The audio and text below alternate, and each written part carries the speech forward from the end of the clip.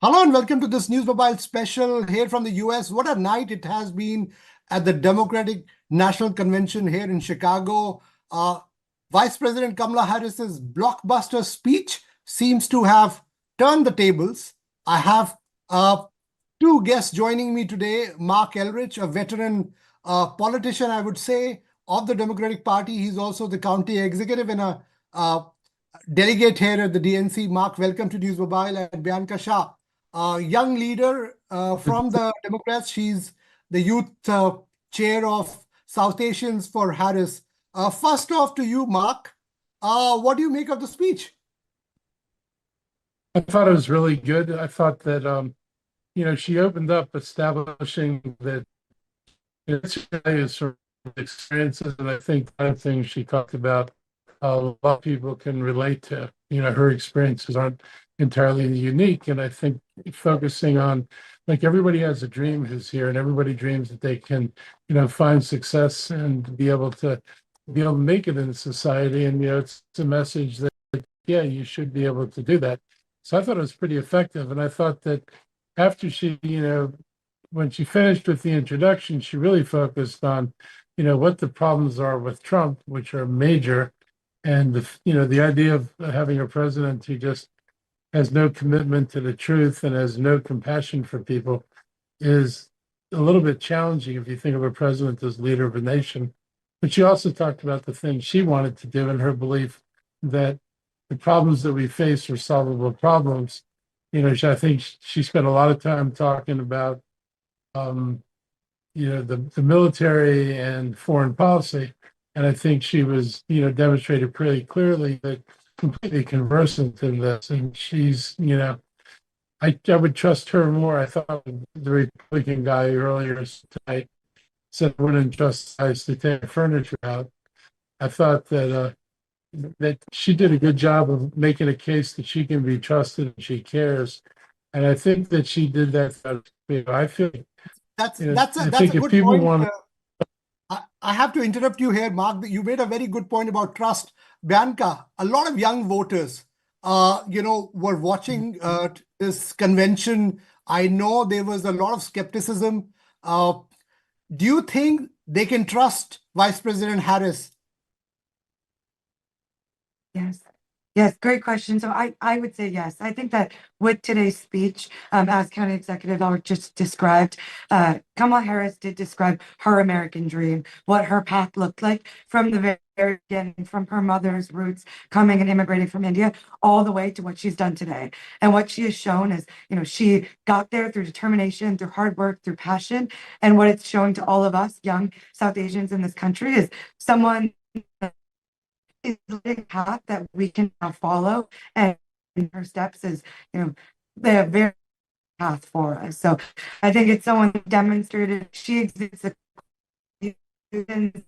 Our parents originally came to this country, came to the US, and that is a trustworthy cause to, invest in and put our work behind for the next few months. Marc, Vice President Harris spoke about the immigration issue.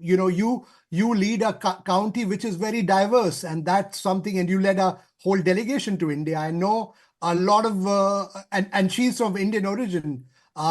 What is your message to the Republicans who have been raking up the immigration issue? Because America is great because of the immigrants from all over the world. Look, America is a country entirely built by immigrants, since there weren't any white people here until we colonized the place. So, we're all immigrants in a sense, but this country continues and has historically absorbed different waves of immigrants, initially from Europe with different languages and different cultures. And the secret to being successful has always been integrating people into society as quickly as possible. And so, it stands in stark contrast. In the early 20th century, there's a lot of emphasis education and making sure the immigrant community got would you say, accustomed or accommodated to what, America was like and what we expect in society here. And you've got Republicans who don't want to educate the immigrant community that's here now. which goes against everything that we've done successfully in the past.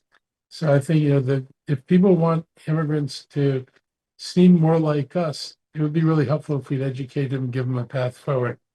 That's always been the way things work here. That's a good one. Coming to you, Bianca, tell me what is the strategy for to woo the younger voters from here on? What is your sense? What are you planning now to galvanize voters for Vice President Harris and Tim Walz, Yeah. Coach Walz, as he's called? Definitely. So things. One is just getting out the vote. So making sure that students who historically have not voted, so high school students that just turned 18 now are eligible, college students and, maybe smaller schools that have not previously been reached out to, or young, professionals and young people in their careers who have just not felt this type of joy and passion and involvement, or haven't felt like someone has wanted to include them and give them a seat at the table.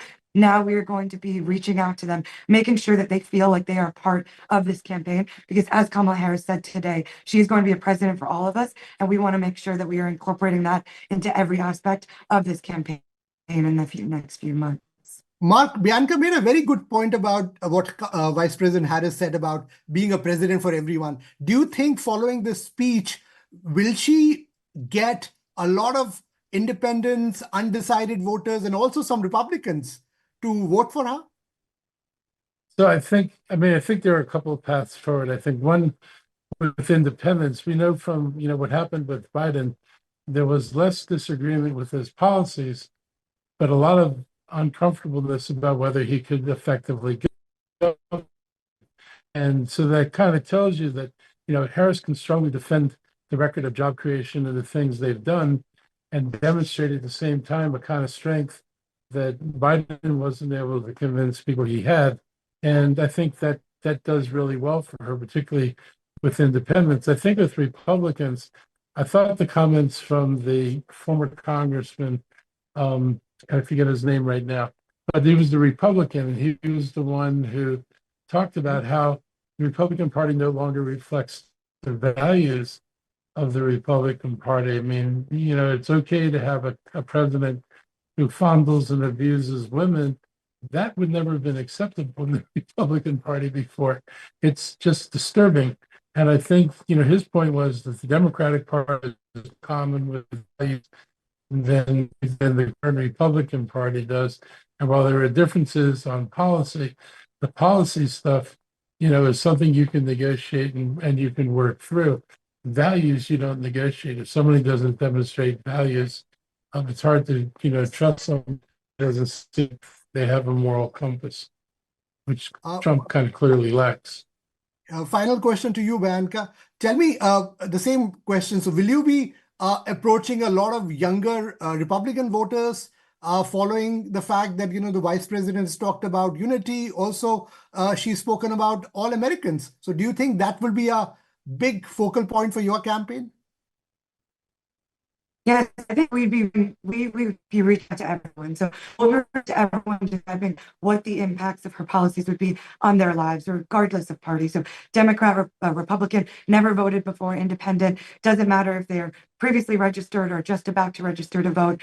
We want to make sure that we are reaching out to them and saying, hey, do you have student loans? These are her policies around student loan forgiveness, and reaching out to them and let them know is how her specific policies can impact and benefit your life in a positive way to help create that path so many people in this country want. It doesn't matter a party.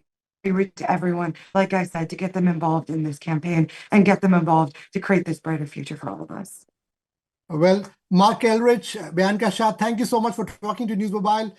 You guys have a good evening. I know you have I think an after party to go to. It has been a big night for the Democrats, and I know it's time to celebrate. But as President Obama said, that there's no scope for complacency. So you need to get those 270 electoral votes. And I know tomorrow is going to be a big day for you as well. Thank you so much for talking to News Mobile. So that was the News Mobile special coming live here from the US. Stay tuned to News Mobile for our continuous coverage on election 2024. Thanks for watching.